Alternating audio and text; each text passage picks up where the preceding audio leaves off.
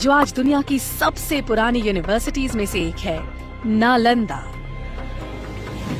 नालंदा शब्द 3 शब्दों से बना है, न प्लस आलम प्लस दा।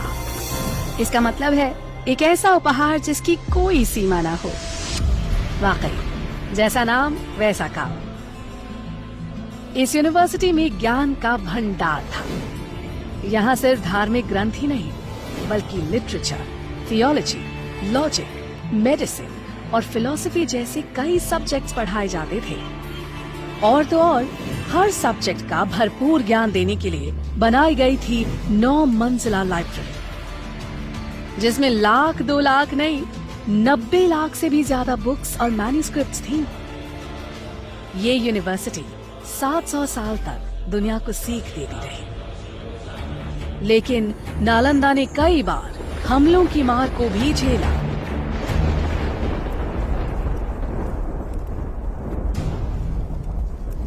आखिरकार 12वीं शताब्दी में एक हमले में बख्तियार खिलजी ने नालंदा को जला दिया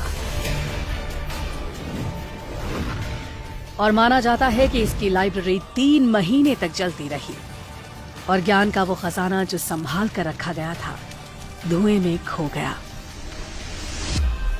उस वक्त जब नालंदा कई बुलंदियों को छू रही थी, वो एक महाविहार यानी विशाल बौद्ध मठ का हिस्सा थी, जिसके खंडहर आज भी 57 एकड़ में फैली इस साइट में नजर आते हैं। कुछ रिकॉर्ड्स के मुताबिक नालंदा दरअसल आम के बगीचे पर बनी थी, जिसे 500 व्यापारियों ने गौतम बुद्ध को तोहफे में दिया। पर आर्कियोलॉजी के हिसाब से नालंदा को 5th सेंचुरी बीसी में गुप्त काल में बनाया गया था।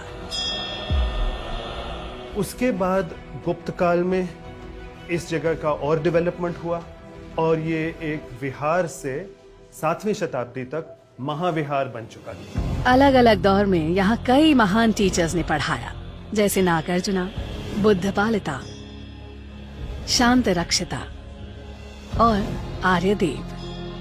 और जानते हैं स्टूडेंट्स कौन थे? चाइनीज ट्रैवलर ह्यूंग सांग जैसे कई लोग जो दुनिया भर से यहाँ खींचे चले आते थे।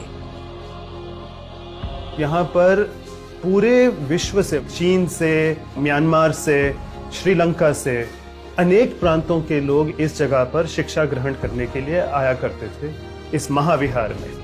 लेकिन इस सब के बावजूद नालंदा वक्त की मार को नहीं झेल पाई। इसीलिए डॉक्टर अब्दुल कलाम की पहल से नालंदा ने एक मॉडर्न इंटरनेशनल यूनिवर्सिटी के रूप में फिर से जन्म लिया। नालंदा जैसी यूनिवर्सिटी इस बात का सबूत है कि भारत का ज्ञान सदियों से दुनिया को रोशन कर रहा है। हम उम्मीद करते हैं कि वक्त एक बार फिर करवट लेगा और बेहतरीन एजुकेशन की तलाश करता हर इंसान कहेगा, it happens only in India.